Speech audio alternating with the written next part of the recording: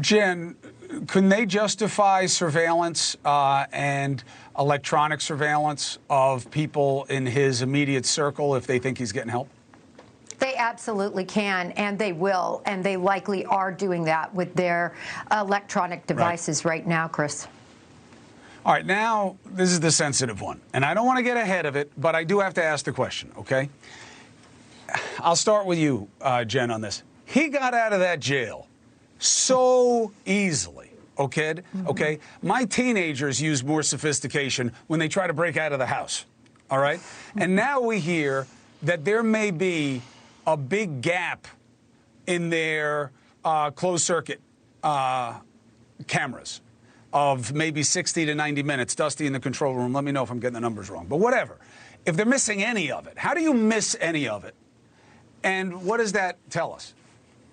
Well, really from A to Z, Chris, just having an opening in the roof that leads down to the ceiling that can be reached by the exercise room, the fact he was exercising at the time of night he was, the fact that he was able to deploy sheets. I mean, I would think that he had them staged on the roof possibly for him, and just shimmied down these sheets in broad, vision from people.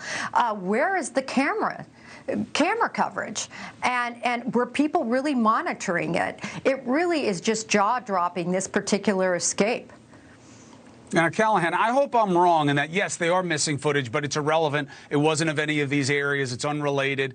I don't know that. I just know what's been reported, which is they don't know that they have it. But, it does matter. I mean, this guy should have been, he may have been the baddest guy in the house. I mean, this is a jail, not a prison.